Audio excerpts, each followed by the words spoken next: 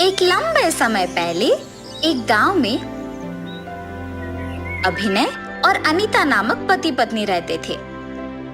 वो जंगल में जड़ी बूटियों को जमा करके उनसे औषधि बनाकर उनसे उस गांव में सभी का चिकित्सा करता था।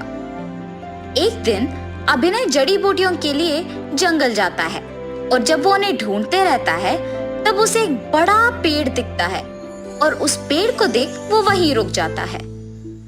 बाप रे, इतना बड़ा पेड़ तो मैंने कभी नहीं देखा है। न जाने कितने सालों से ये पेड़ यहाँ इस जंगल में है। देखना होगा कि इस पेड़ की पत्ते, जड़, उपजा अगर काम आएंगे। ऐसे अपने मन में सोच के उस पेड़ के पास जाता है और उस पेड़ को सर उठा के देखते रहता है। ये पेड़ तो दिखने में बहुत लंबा है, इस पेड़ के पत्तों तक कैसे पहुंचूंगा? ऐसे सोचते रहता है। हा हा हा, तुम्हें मेरे पत्ते चाहिए? हाँ, कौन? कहाँ से बात कर रहे हो? मैं कौन? ये कहके उस पेड़ में मौजूद भूत अचानक बाहर आती है। बाप रे, भूत भूत! ऐसे चिल्लाते हुए उस भूत को देख डर के मारे भागने लगता है। तब वो भूत उसके सामने प्रकट होती है। तुम मुझसे नहीं बच पाओगे, हा हा हा! ऐसे जोर से हंसते हुए उस आदमी में घुस जाती है। हा हा!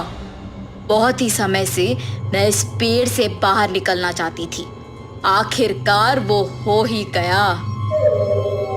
ऐसे अभिनय के रूप में मौजूद भूत उसके घर पहुंचती है। अनीता अपने पति का घर आके बैठना देखती है। क्या आपको औषध बनाने के लिए जरूरी जड़ी बूटी मिल गया? पर अभिनय उसके सवाल का कोई जवाब नहीं देता है। क्या हुआ आज इनको? हमेशा तो जंगल से लौट के बातें करते हैं। आप ऐसे चुप क्यों बैठे हैं जी? उस औरत का ऐसे सवाल पे सवाल पूछने पर भूत को बहुत गुस्सा आता है। क्या बात करूं? हाँ? गुस्से में कहता है। अरे, इतना गुस्सा क्यों? मैंने अब क्या कह दिया? उसकी बातें सुनकर भूत को बहुत गुस्सा आता है।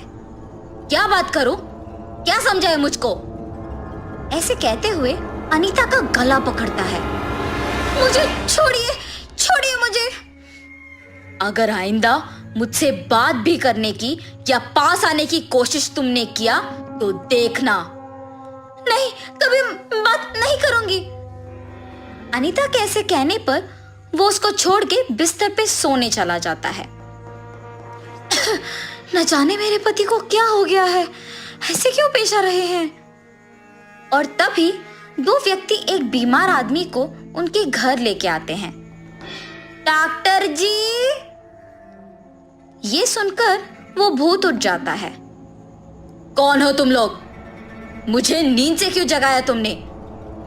ये कहके बिस्तर से उठकर उसके सामने खड़े आदमी का गला पकड़ लेता है।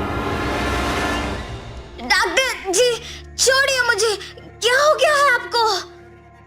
आइंदा अगर तुम लोग यहाँ आए तो देखना। नहीं, यहाँ कभी नहीं आएंगे, छोड़ दो हमें। ये सुनकर अभिनय उस आदमी का गला छोड़ता है। तुरंत वो लोग वहां से भाग जाते हैं और जो कुछ उन्होंने देखा उस गांव वालों को बताते हैं। सभी ये सुनकर डर के मारे उस डॉक्टर के पास जाना बंद कर देते हैं। ये सब देख अनीता बहुत डर जाती है। लगता है कि मेरे पति में भूत घुस गया है, इसीलिए वो ऐसे पेश आ रहे हैं। मुझे उन्हें बचाना होगा। और उसे बचाने के तरीके सोचते रहती है। हाँ, अगर इस गांव के स्वामी जी के पास जाकर ये सब कह दूंगी तो इसका उपाय मिलेगा। और ऐसे उस स्वामी जी के पास जाकर सब कुछ बताती है। स्वामी जी को उनके मंत्र शक्ति के कारण सब कुछ पता चल जाता है। कई साल से पेड़ में मौजूद एक भूत तुम्हारे पति में अब घुस गई है, इसीलिए तुम्हारे पति का व्यवहार बदल गया है। तुम्हारे पति से उस भूत को निकालने के लिए तुम्हें उसको मेरे पास लाना होगा। जी स्वामी जी। और ऐसे अनीता दूसरों के सहायता से उसके पति को स्वामी जी के पास ले आती है। स्वामी जी को देख उस भूत को बहुत गुस्सा आता है और उनका भी गला पकड़ के कहती है, मुझे यहाँ क्यों लाया गया है? जब वो भूत बात कर रही थी, स्वामी जी उनकी शक्ति से उस भूत को बाहर निकालकर उसे एक लकड़ी में बदल देते हैं और अपने पति को वापस देख अनीता बहुत खुश होती है। अपने पति को बचाने के कारण अनीता स्वामी जी का शुक्रिया अदा करके खुशी से अभिनय के साथ घर जाती है। सब कुछ जानने के बाद अभिनय अपनी जड़ी बूटियों को ढूंढते समय बहुत ध्यान से काम करने का फैसला करता है और हमेशा की तरह औषधि बना के सबकी चिकित्सा करता है। एक लंबे समय पहले हेमंतपुरम नामक एक सुंदर सा गांव था। उस गांव में 2 पीने के पानी वाले कुएं थे, लेकिन गांव वाले सिर्फ एक कुएं से पानी लेते हुए मेहनत करते थे। उसी गांव को गोपाल और विमला नामक 2 पति पत्नी नए नए जाते हैं। एक दिन विमला पानी के लिए कुएं के पास जाती है। उस कुएं से कुछ ही दूर एक और कुआं उसे नजर आता है। इस कुएं के पास तो बहुत लोग हैं, उस तरफ का कुआं दूर है मगर वहाँ कोई नहीं है, तो जल्दी घर पहुँच सकती हूँ। ऐसे सोच के उस तरफ के कुएं की ओर जाती रहती है जब उसे वहाँ की औरतें देखती हैं। सुनिए, गांव में नहीं आई है क्या? हाँ जी। उस कुएं की तरफ कोई नहीं जाता है, सब सिर्फ इसी कुएं का पानी लेते हैं। क्यों, उस तरफ के कुएं के पास नहीं जाते हैं क्या? कहा जाता है कि उस कुएं में एक भूत रहती है, इसलिए कोई उस तरफ नहीं जाता है। क्या उस कुएं में भूत है? ऐसे डर के पीछे आके बाकी औरतों के साथ ही दूसरे कुएं में पानी लेकर घर चली जाती है। उस दिन विमला सुबह जो कुछ भी हुआ उसके पति को बताती है। आज के दिन में भी तुम भूत प्रेत को मानती हो। अगर ये सच नहीं होता तो लोग एक ही कुएं से इतना मेहनत करके पानी क्यों लेंगे? तो तुम मान रही हो कि उस कुएं में भूत है? मैं साबित करूंगा कि ऐसा कुछ नहीं है। भूत हो या ना हो, हमें उससे क्या लेना देना, इस बात को छोड़ दीजिए। पर तुम तो उनकी बातों का यकीन मान रही हो ना? देखना, मैं कल ही वहां जाके साबित करूंगा कि भूत नहीं है। ऐसे कह के सो जाता है। अगले दिन भूत का ना रहना साबित करने के लिए उस कुएं की ओर बढ़ता है। चलते चलते उसे बीच में एक बुजुर्ग मिलता है। इनको पूछूंगा तो पता चलेगा कि हुआ क्या है और ये कि वहां वाकई भूत है कि नहीं। दादाजी, मैं इस गांव में नया आया हूँ, क्या मैं आपसे कुछ पूछूं?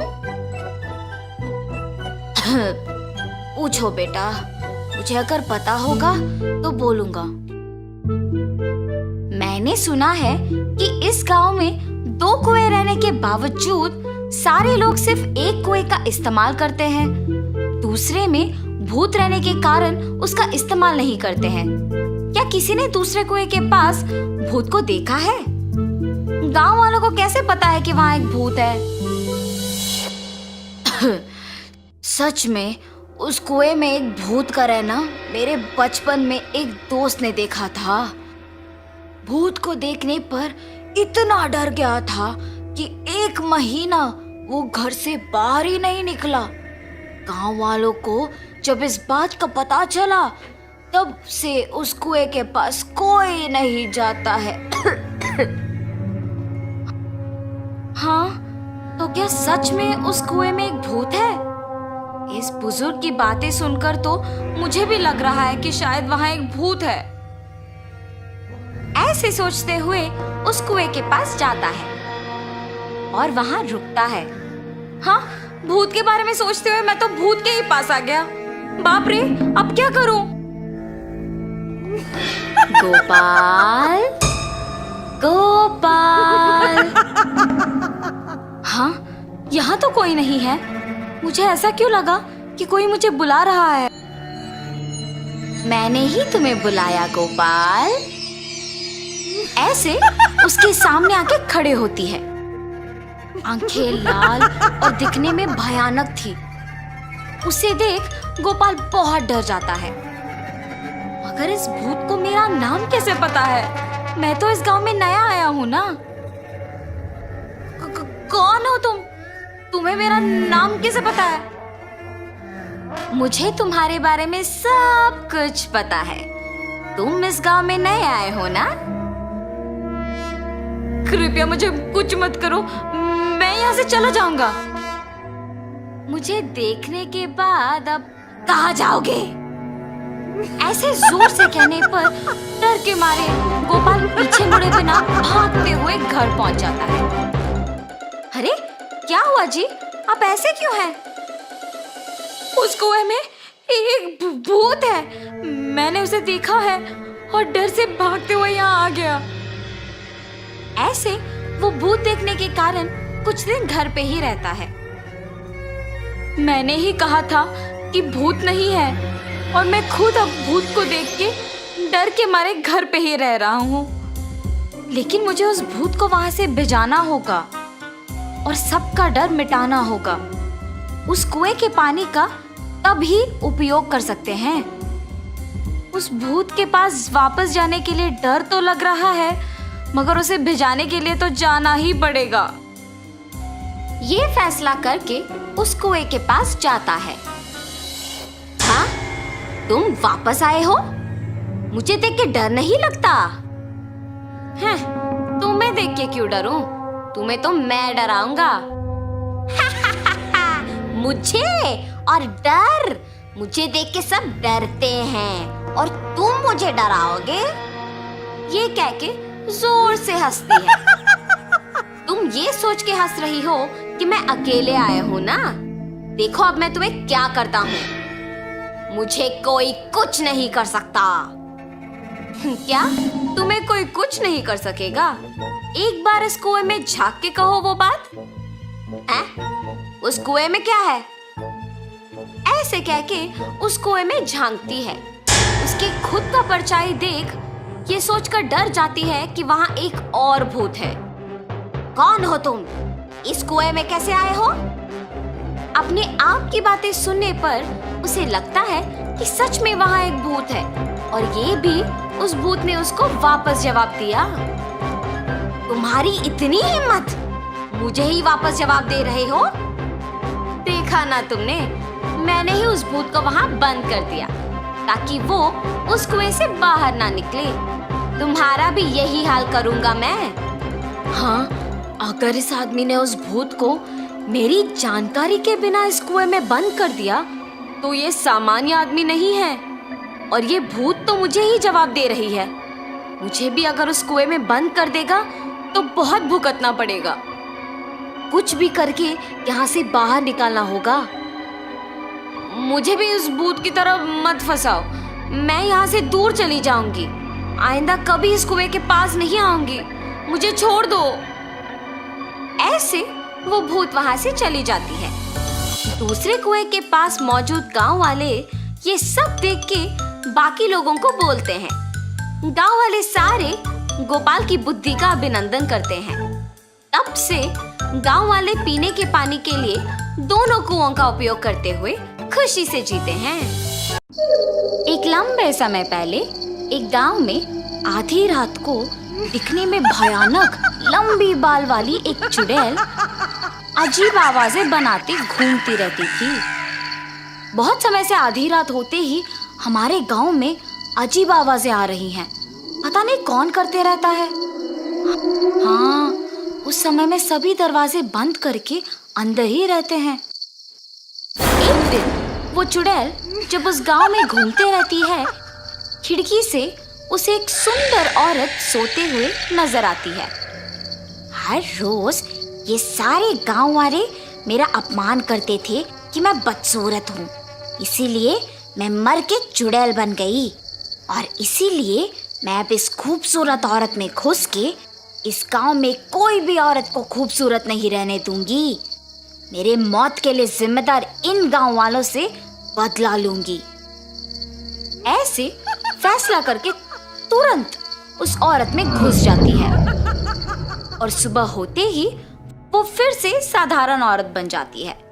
अगले दिन से अजीब आवाजें ना आने के कारण गांव वाले सारे खुश हो जाते हैं, लेकिन वो चुड़ैल उस गांव में मौजूद सारी सुंदर औरतों को बदसूरत बनाने लगी और सुबह होते ही मामूली बन जाती है। एक दिन आधी रात को वो चुड़ैल एक खूबसूरत औरत को सोते हुए देखती है।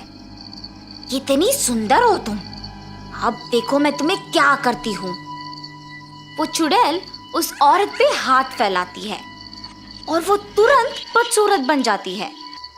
हा हा हा, अब अच्छी लग रही हो तुम, ऐसे कह के वहां से चले जाती है। सुबह उठते ही प्रीति को कुछ याद नहीं रहता है। क्या हुआ मुझे?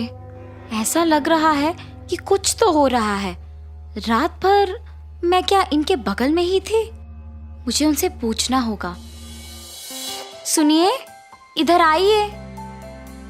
क्या हुआ? नींद से जागते ही इतने जोर जोर से चिल्ला रही हो? मुझे ऐसा लग रहा है कि रात में कुछ हुआ है। मैं रात भर आप ही के बगल में थी ना जी? हाँ, मेरे बगल में ही सोई थी। क्यों? ठीक है, कुछ नहीं जी। सतीश गांव में जाते ही सारे लोग को एक जगह इकट्ठा देखता है। ये क्या, इतने लोग एक ही जगह? क्या हुआ होगा? ऐसे सोचकर उस भीड़ के पास जाता है। क्या हुआ? सब ऐसे क्यों इकट्ठा हुए हैं? तुमने मेरी पत्नी को पहले देखा है ना? अब देखो कैसे बदल गई। पहले हमारे गांव में अजीब आवाजें सुनाई देती थी, लेकिन अब वो आवाजें नहीं आ रही हैं। हमें पता नहीं है कि तुम्हारे पत्नी को बदसूरत किसने बनाया, इसीलिए हमें सावधान रहना होगा। आज से हर रोज सभी के घर में कोई एक आदमी रात भर सोए बिना जगे ही रहना होगा। सभी हो रहे घटनाओं के बारे में बात करके दुखी हो रहे थे। सतीश वो सब सुन के डरते हुए वापस घर चले जाता है। क्या हुआ? आप ऐसे क्यों हैं? गांव वाले कह रहे थे कि जो औरतें सुंदर है वो अचानक बदसूरत बन जा रही है। तुम सावधान रहो। अगर किसी पे शक है तो मुझे तुरंत बता दो। आपकी बातें सुनकर मुझे भी डर लग रहा है जी।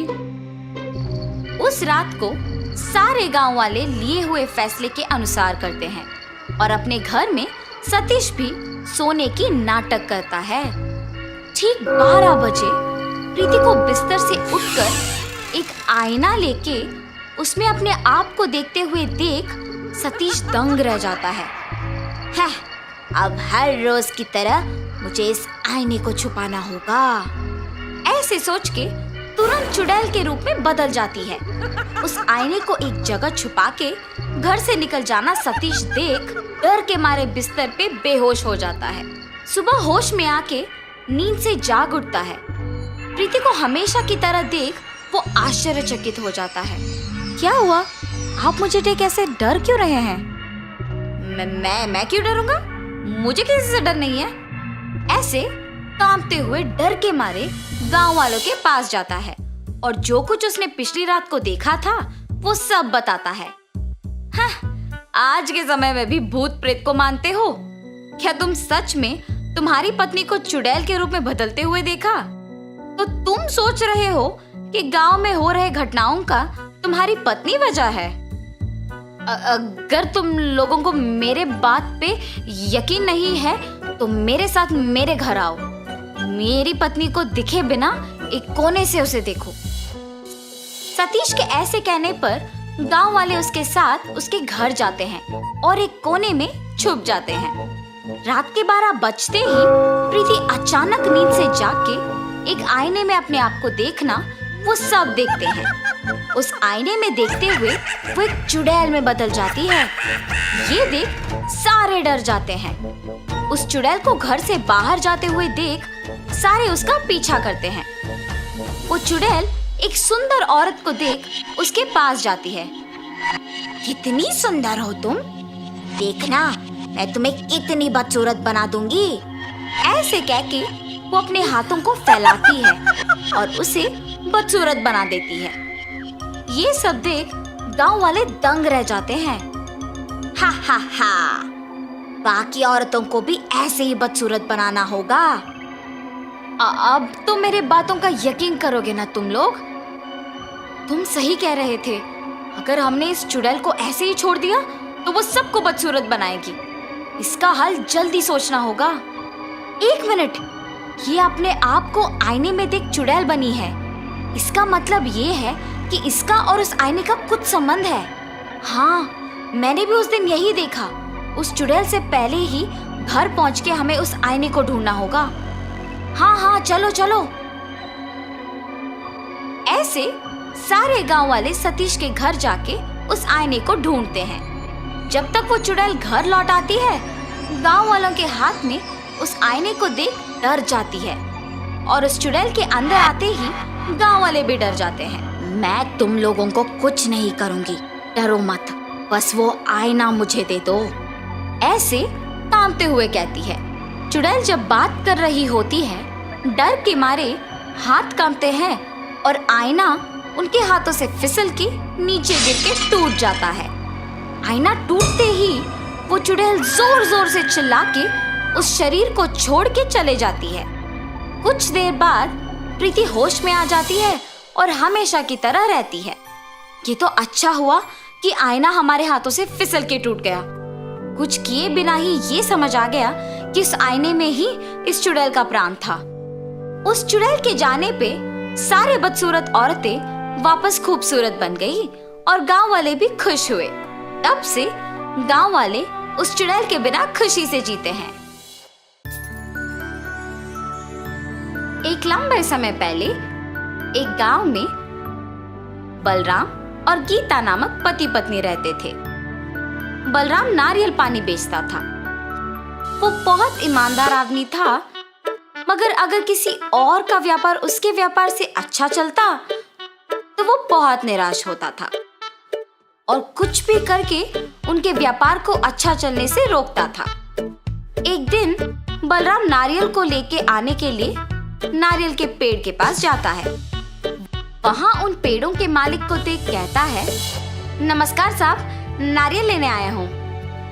हाँ हाँ, तुम तो आते रहते हो, जितने चाहिए लेके जाओ। और ऐसे एक बंडी पे नारियल को लेके जाता है।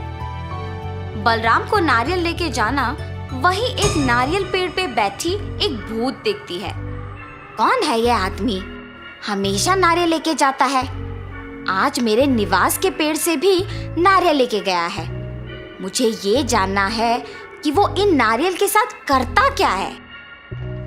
और ऐसे उसकी बंडी पे चढ़ के उसके साथ जाती है, मगर बलराम को वो दिखाई नहीं देती है। वो उस नारियल के बंडी को एक जगह पे रोक के उन्हें बेचने लगता है। उसके पास बहुत लोग आके नारियल पानी खरीद के पीते हैं। आइए साहब आइए, मीठा पानी वाला नारियल है, साधारण के हैं और राजस्थान के भी। साधारण वाले 20 रुपए के और राजस्थान वाले 30 रुपए के, और एक बोतल होगा 60 रुपए का। ऐसे जोर जोर से चिल्लाने पर उधर से गुजरते हुए लोग सुन के उसके यहाँ नारियल पानी पीने आते थे। अरे बलराम, बड़े अच्छे नारियल दे रहे हो यार, पानी बहुत मीठा है, इसीलिए मैं हमेशा तुम्हारे ही पास आता हूँ नारियल पानी पीने। उस आदमी ने सच कहा है बलराम, मैं भी सिर्फ तुम्हारे पास आता हूँ नारियल पानी पीने। मैं बचपन से नारियल पानी का व्यापार कर रहा हूँ ना, इसीलिए मुझे अच्छे नारियल चुनना अच्छी तरह से आता है साहब। अच्छा, तो ये सबको नारियल पानी बेचता है, इसीलिए हमेशा नारियल लेके जाता है। इन सबकी बातें सुनकर मुझे भी नारियल पानी पीने का मन कर रहा है। ऐसे सोचकर वो भूत सामने नारियल पानी पी रहे आदमी के अंदर घुस जाती है और नारियल पानी का स्वाद लेती है। वाह, ये नारियल पानी तो बहुत मीठा और स्वादिष्ट है। मैं इसी आदमी के पास रहूंगी, ऐसे तो मैं हर रोज नारियल पानी पी सकती हूँ। हा हा हा। बलराम नारियल पानी बेचते हुए उसके बगल वाले होटल में बहुत लोगों का आना जाना देखता है। मैं अपने व्यापार में मग्न होके इस होटल को देख भी नहीं पाया। लगता है कि व्यापार तो बहुत अच्छा चल रहा है। कल से इसका काम तमाम करना ही मेरा काम है, तब तक मुझे शांति नहीं मिलेगी। अगले दिन होटल से एक आदमी बाहर आके नारियल पानी पीने बलराम के पास आता है। आप वहाँ पकौड़ी खा के आ रहे हैं? हाँ, वो बहुत अच्छे पकौड़ी बनाता है, मगर वो स्वच्छता से नहीं बनाता है, और इतना ही नहीं, पुराना आटा इस्तेमाल करता है साहब, इसीलिए कोई भी उसके होटल नहीं जाता है। हाँ, ऐसा है क्या? आइंदा मैं कभी उसके होटल नहीं जाऊंगा। हाँ, अब मुझे अच्छा लग रहा है। ऐसे जो भी उसके पास आता था, उसे ऐसी झूठी बातें बोलकर उस होटल को जाने से रोकता था। अरे ये क्या, अचानक लोग मेरे होटल को आना बंद कर दिए। ऐसे सोचकर वो होटल मालिक दुखी होता है। ये सब बलराम की बंडी पे बैठे भूत देखती है। इस आदमी के वजह से उस होटल को कोई नहीं जा रहा है, और अब उस होटल का मालिक दुखी है। उसके बगल वाले आदमी के व्यापार को अच्छा जाते हुए देख ईर्ष्या से किसी को उस होटल जाने नहीं दे रहा है। ये मनुष्य सारे शायद ऐसे ही करते हैं। ये तो अच्छा हुआ कि मैं मनुष्य नहीं हूँ, लेकिन मुझे उसे उसकी गलती का एहसास दिलाना होगा। ऐसे सोच में पड़ जाती है। इतने में एक औरत नारियल पानी पीने वहां आती है। बाबू, एक नारियल दो मुझे। जी मैडम। और एक नारियल को काट के देता है, और वो औरत नारियल पानी पीती है। हाँ, मैं अगर इस औरत में घुस जाऊंगी तो इस आदमी को सबक सिखा पाऊंगी। और ऐसे उस औरत में घुस जाती है। बाबू, नारियल पानी बहुत अच्छा है, एक और दो ना। जी मैडम। और ऐसे एक और नारियल देता है। ऐसे वो औरत एक के बाद एक नारियल का पानी पीते ही रहती है। आखिर में उस बंडी पे मौजूद सारे नारियल खत्म हो जाते हैं। हैं? क्या एक मनुष्य ही है? मेरे पास के सारे नारियल का पानी पी गई। मैडम, मेरे पास के सारे नारियल ना खत्म हो गए, अब आप पैसे दे दीजिए। लेकिन वो पैसे दिए बिना बस चुपचाप खड़े रहती है। मैडम, पैसे दिए बिना आप ऐसे खड़े क्यों हैं? पैसे दीजिए। और अचानक वो भूत में बदल जाती है।